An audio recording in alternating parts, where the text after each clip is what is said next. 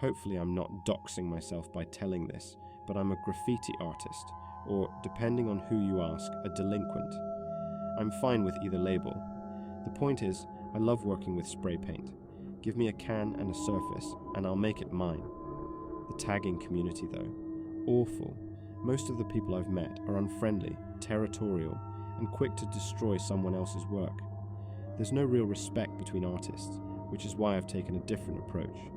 I focus on quieter, forgotten places, spots where my work is less likely to be seen by other taggers or the general public. Old train lines are perfect for that. The cars are endless, and sometimes decommissioned trains just sit there, rusting, with no one around to care. My friend Lucas often comes along, even though he's not really into tagging himself. I think he just likes the adventure, and honestly, I like having someone I can trust by my side. Most of my other friends don't show the same respect for my time or my passions.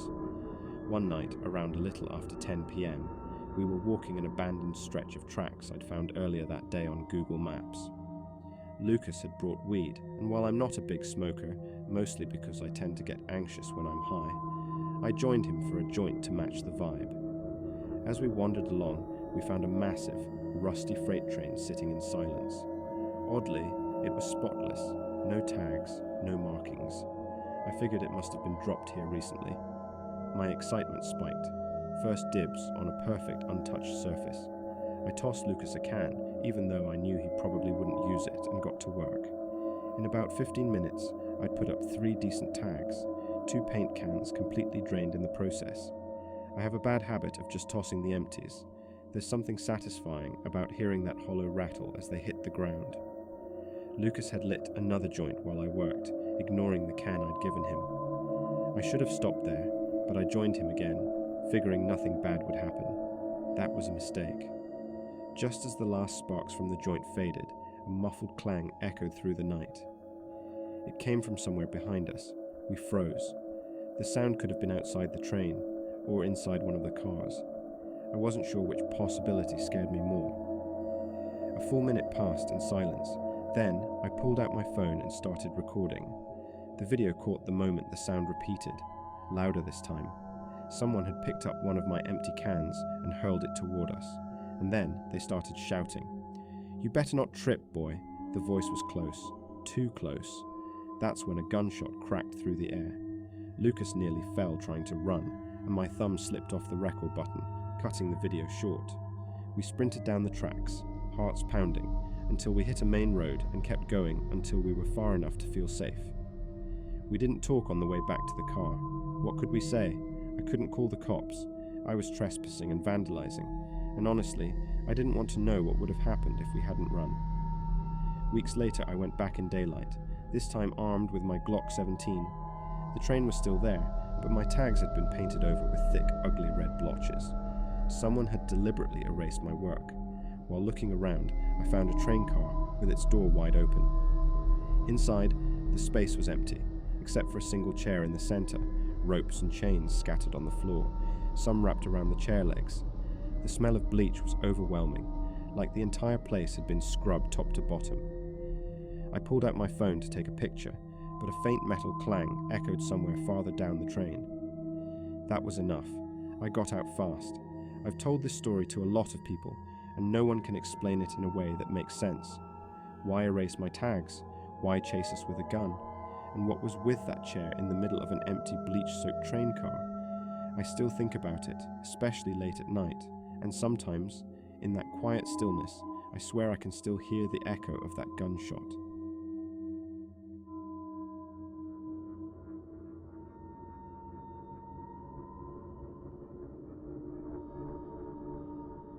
As I write this, it's early July. This happened at the very start of summer. Normally, I avoid going home during this season. I'll either stay in my college town or travel to Europe, anything to keep from dealing with old faces and old memories.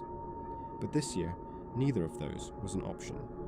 So, reluctantly, I found myself back in my hometown. I told myself it would only be for a week.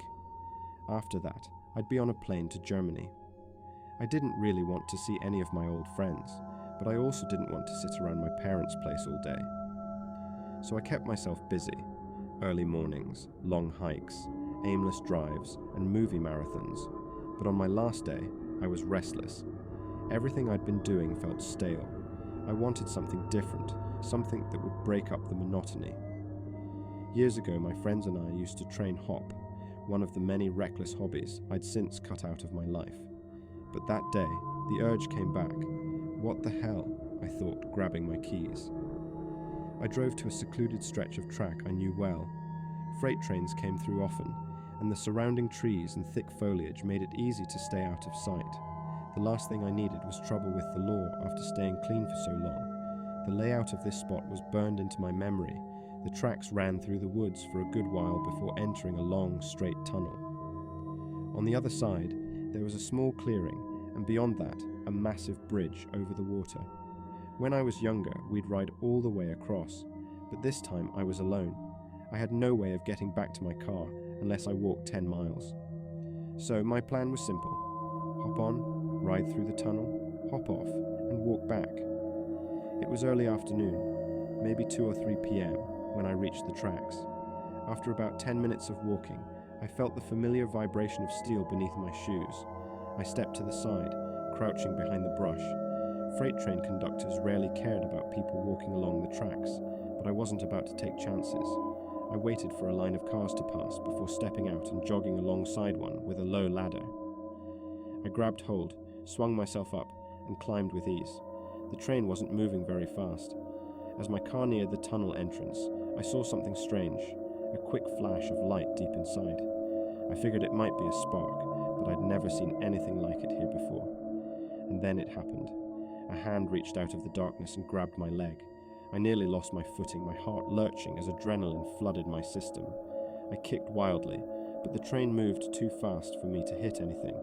Before I could process it, another hand slapped against my leg. I scrambled up the ladder, out of reach, my breath sharp and shallow.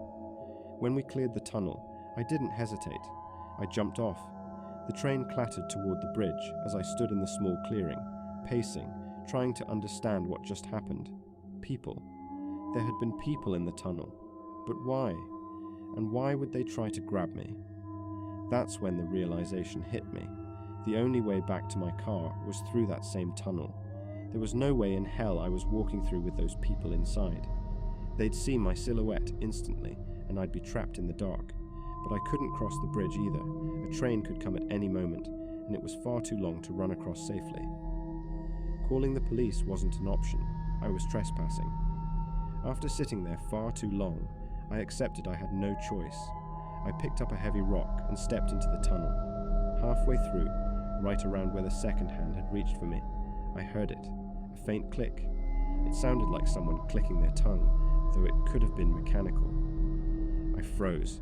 Continuing forward felt like suicide. My pulse thundered in my ears. Then, with a burst of false confidence, I shouted, "You better stay back or I'll shoot." My voice echoed off the walls. The clicking stopped instantly. I pulled out my phone, searched the gunshot sound effect, cranked the volume, and hit play.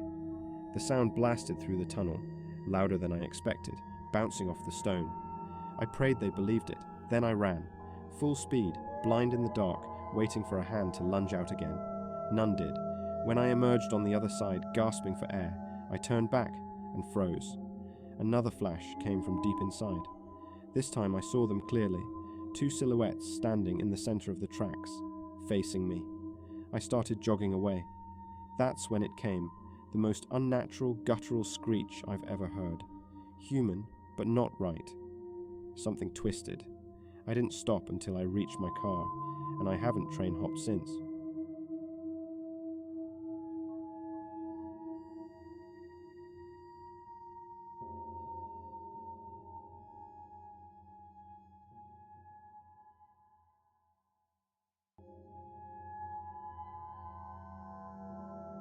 The New York City subway can be a scary place. I've been working for the MTA for 7 years, and at this point, nothing really shocks me anymore. I've seen people get into screaming matches over an empty seat. I've walked past more sleeping strangers than I can count, and I've had to clean up things I'd rather not even describe. But whenever friends or family ask if I have any truly unsettling stories, there's one that always comes to mind. one that I can't explain, even now. It happened about 2 years into my job. By that point, I was comfortable with the routine and had adjusted to the quirks of working underground. I was stationed in Brooklyn at the time, doing routine maintenance at High Street Station. It was unusually quiet that day. Not a single person was on the platform. Normally, these stations are buzzing, commuters, tourists, the occasional busker. But now it felt like the place had been abandoned. The only sounds were the steady hum of the overhead lights and the distant rumble of trains passing through other tunnels. Hours passed without me seeing another soul. Then, out of nowhere, I heard a sharp clang from somewhere down the track. It startled me so badly I dropped my mop. The sound was distinct, like a rock or chunk of metal hitting the rail. I froze, staring into the tunnel. The old stations sometimes shed bits of concrete, so I told myself it was just that, or maybe an animal. I went back to work, but 10 minutes later, it happened again. Only this time, it was twice as loud. A flicker of concern crept in. 2 chunks of the ceiling falling within minutes? That didn't seem likely. I set my tools aside and carefully approached the tunnel entrance, peering into the darkness. I debated calling out, but something in my gut told me not to. Eventually, I shook it off and returned to my work. I was almost finished and looking forward to leaving when I heard something that made my blood run cold. A child's voice, calling for help from inside the tunnel. It was faint but urgent, the kind of voice you don't ignore. My moral instinct overpowered my fear. I stepped down onto the tracks, letting my eyes adjust to the dark. "Hey kid," I shouted. "Are you okay?" Silence. Then, the voice again, closer this time. "Help me," I asked if he could hear me. "Yes," he said. "Where are you?" I called. "In front of you," the voice answered. "Just keep walking." Every instinct told me this was wrong, but leaving a child alone on the tracks felt unthinkable. So I started forward, my boots crunching on gravel. About 20 feet in, I asked what was wrong. After another pause, the same reply came. "Just keep walking." That's when my vision adjusted enough to make out shapes ahead. There was a small figure, what looked like a kid, standing in the middle of the tracks. But behind him, there was another shadow, taller, motionless, an adult. My chest tightened. I stopped moving. Slowly, I turned back toward the platform. "Wait, where are you going?" the child's voice called. I didn't answer. I climbed back onto the platform and left the area as calmly and quickly as I could. The moment I had cell service, I called the police. Within minutes, officers swarmed the station. I told them exactly what I'd seen and heard. They swept the tunnel for nearly 20 minutes before returning with something chilling, a single child's shoe lying on the gravel. The detectives suggested it could be evidence of a struggle, but after hours of searching and running the shoe against missing persons reports, nothing came up. The best guess they had was that whoever was down there had slipped deeper into the tunnels and hidden. I still don't know what I encountered that day.